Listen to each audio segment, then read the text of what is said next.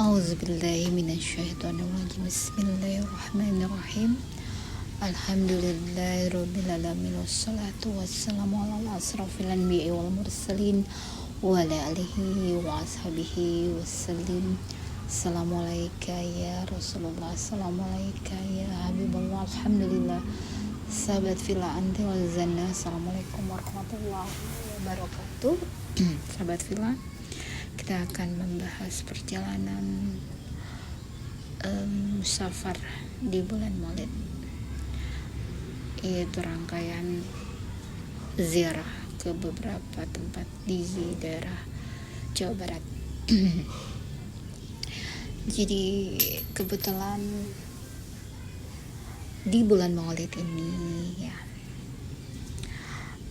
bertepatan dengan keinginan para jamaah ibu-ibu yang ingin bersafar sambil berziarah untuk sebagai refresh ataupun sebagai wisata. Ya, kita harus mengarahkan agar bisa dua hal, yaitu wisatanya dapat, ziarahnya pun dapat. Jadinya kita tentukan berapa destinasi atau tujuan. Yang pertama adalah ke makam di Kerawang, ini ada namanya makam Syekh Qurrata Ain. Ya, dari beberapa naskah ya sejarah yang dituliskan di beberapa di sejarah Sunda gitu ya. Syekh Qurra ini adalah seorang masih keturunan dari Rasulullah ya, yang datang ke Indonesia untuk menyebarkan agama Islam. Dan ini merupakan satu anugerah yang luar biasa ya, seorang yang memiliki ilmu Al-Quran bisa menginjakan kaki sampai ke negeri yang jauh, dari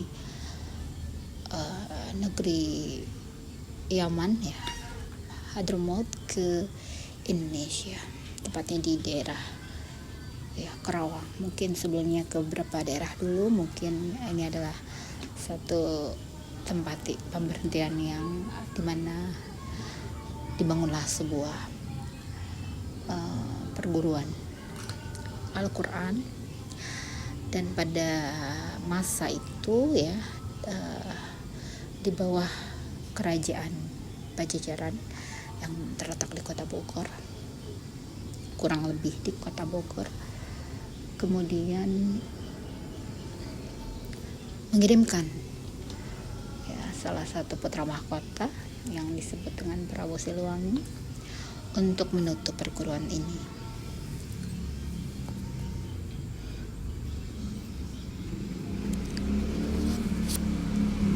Maghrib.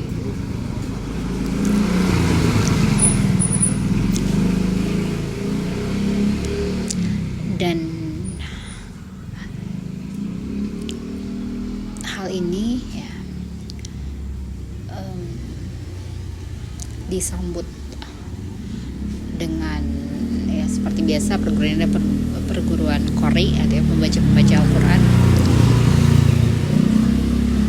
yang melantunkan ayat-ayat Al-Quran di saat seorang putra mahkota ini datang ke sini dan mendengarkan pembacaan ayat suci Al-Quran yang dikumandangkan oleh seorang Qori yang bernama Nyi Subang Larang.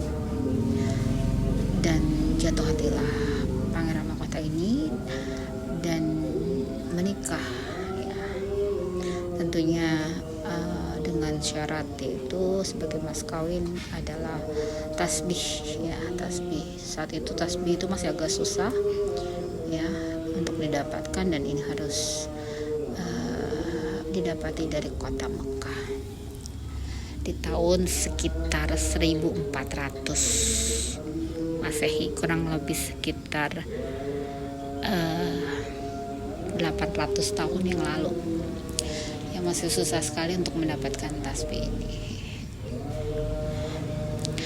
Dan tentunya mas kawin hanya ada di ajaran agama Islam. Ini sebagai tanda menikah dengan Yesus larang ini, ya tentulah dengan mas kawin. Tentu ini tidak ada di tempat lain, ya di agama lain yang diminta oleh Yesus larang. Tentu dengan prosesi yang sesuai dengan agama Islam, karena anak-anak dari Subang Larang ini diantaranya adalah Rara Santang yang menikah dengan seorang dari Mesir dan mendapati dikaruniai seorang putra, yaitu yang menjadi Sunan Gunung Jati, Syarif Hidayatullah.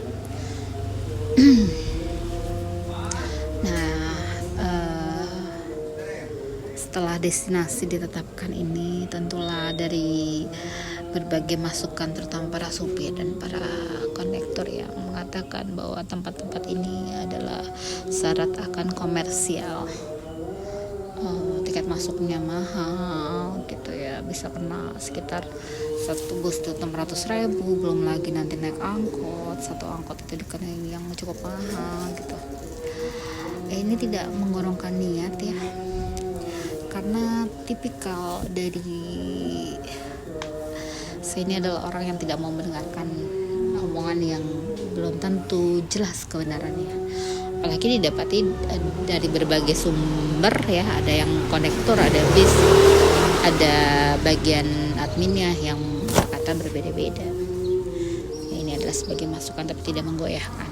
Apabila dunia yang diminta, yaitu materi yang diminta untuk bisa berziarah, ya udah kita kasih aja. Kalau hanya yang diminta hanya sebuah yang bentuk kemendaan. Kemudian lagi walaupun dari pihak bus ingin agar destinasi hanya 3, tapi kita tetap yaitu 4, Karawang, Purwakarta, Bandung, dan Cianjur. Ya, ini ada perdebatan dengan supir dan konek juga ya, mungkin mereka minta lebihan karena jumlah destinasi banyak. Sudah tidak jadi masalah, yang tentunya kita akan lihat apa yang akan kita temui di lokasi. Jadi tidak hanya mendengarkan omongan yang simpang siur, tapi kita harus benar-benar turun ke lokasi, lihat apa sih yang kita akan temui di sana. Sampainya di Karawang ya, seperti biasa kita dimintai memang seorang ini tidak kena sekian, dan itu tidak jadi masalah. Kita masuk ya. Perguruan ini tidak menyisakan sesuatu yang berkelanjutan, dalam arti di tempat itu tidak ada perguruan atau pondok pesantren, tapi hanya makam saja dan beberapa kegiatan-kegiatan sifatnya bukan yang berbentuk institusi, tapi hanya kegiatan-kegiatan kayak majlis ada di situ, dan kumpulan ibu-ibu pengajian, kumpulan sholawatan seperti itu. Ya, ini adalah makam yang Sohibul Makam memiliki keilmuan jasa yang sungguh luar biasa. Bisa dirasakan bahwa jasa seorang yang mengajari Al-Quran tentu luar biasa, hanya Allah yang bisa membalasnya. Kemudian lagi kita lanjut ke Purwakarta. Sampai di Purwakarta kita berhenti di terminal dan kita dibawa oleh beberapa angkot untuk sampai ke makam. Makam ini sangat homey sekali ya, dalam arti nyaman, karena di sekeliling masjid dan makam ini terdapat orang yang menyediakan teh dengan ketel, dengan harum tehnya yang wangi, dengan air panas gitu ya, terasa homey. Dan daerahnya juga enak, tempatnya juga enak tuh ya, betah, pokoknya enak tempatnya, asri, karena memang ada dari keluarganya ini yang memelihara atau melestarikan sekitar dari daerah pemakaman dan masjid tersebut. Kemudian lanjut lagi ke Al-Jabar. Al-Jabar sifatnya ini adalah suatu hal yang viral, dan begitu indahnya awan saat itu yang berarak begitu, melukiskan sketsa-sketsa keindahan alam. Kalau gedung ya itu adalah suatu hal biasa gitu kan ya, tapi ditambah lagi dengan corak awan yang sungguh meliak-liuk dan dengan guratan-guratan yang indah, itu membuat suasana sore itu sungguh sangat sejuk, nyaman, indah untuk dipandang. Beres dari situ maghrib kita menuju satu tempat lagi ke Cianjur, dan di perjalanan kita diiringi dengan pembacaan maulid, dan kemudian sampai di Cianjur di makam Cikundul ini sekitar jam 11 malam, dan ini memang cocok ya jam segini tuh sampai ke makam Cikundul ini, karena memang ini adalah daerah yang penuh dengan mistis ya, penuh dengan makhluk-makhluk yang tidak bisa dilihat oleh mata biasa ya. Segitu banyak sekali. Kalau mau ke tempat ini ya, siapkan diri untuk ya suasana yang sungguh sangat ini adalah sebuah makam yang identik dengan orang-orang yang berziarah tersebut itu biasanya untuk usaha gitu ya. Dan ini harus perlu diluruskan lagi bahwa seorang yang di makam di sini adalah seorang ahli prajurit ya, seorang ahli perang, siasat. Bagaimana orang-orang di sini bisa memurnikan tujuan datang ke situ adalah benar-benar karena Allah, karena untuk mengenang apa yang dinamakan sejarah di zaman itu, siapa orang yang dimakamkan di situ, bagaimana dengan sejarahnya, dengan kisahnya. Ya, beliau ini berguru di Cirebon, di Kesultanan Cirebon, tentulah di Cirebon ada Syarif Hidayatullah. Kemudian lagi dia adalah salah satu murid teladan yang dianugerahi beberapa ilmu yang sungguh diperlukan pada masa-masa itu, yaitu ahli siasat perang. Kemudian lagi ya tentu di sini juga sama ya, banyak pungutannya juga ya, double pungutan kalau di sini sih. Tapi ya inilah, mereka yang meminta seperti ini ya kita kasih. Tentu kita harus semakin bahwa uang bukanlah satu akhir dari suatu pencapaian. Ada yang lebih berharga daripada uang, yang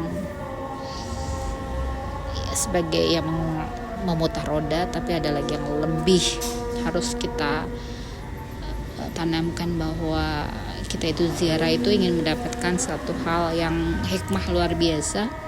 Apa ya, kita ilmu yang bisa kita dapat, keberkahan dari berziarahi orang-orang soleh, bagaimana di situ terdapat satu silaturahmi baik secara lahir batin, terus kemudian zahir dan batin juga, terus kemudian lagi bagaimana di sana juga kita ini adalah ziarah secara berjamaah, tentu saling mengisi satu dengan yang lainnya, saling gotong royong. Terus kemudian lagi baru merasakan namanya membaca maulid di atas bis ya, di kendaraan yang terus berjalan lewat daerah Padalarang, Cianjur, kemudian berbelok di Cikundul ke arah Jonggol. Itu merupakan suasana yang sungguh sangat terharu sekali, bagaimana mendapati kita bisa sampai di sini menziarahi orang-orang soleh, bisa membaca kitab maulid, bisa membaca Al-Quran. Tentu ini adalah jasa dari Nabi kita, Nabi Muhammad SAW. Atas segala limpahan kenikmatan ini, kita mohonkan agar Allah mengabulkan doa-doa kita, mengampuni segala dosa kita, dan mencurahkan segala apa yang kebaikan yang mudah-mudahan kita dapati dari segala hikmah yang kita dapatkan dengan atas segala apa yang Allah mudahkan untuk kita ikhtiarkan. Amin ya rabbal alamin. Subhana rabbika rabbil izzati amma yasifun wa salamun alal mursalin walhamdulillahi rabbil alamin. La taufiq walhidayah. Assalamualaikum warahmatullahi wabarakatuh. Wallahu a'lam bishawab.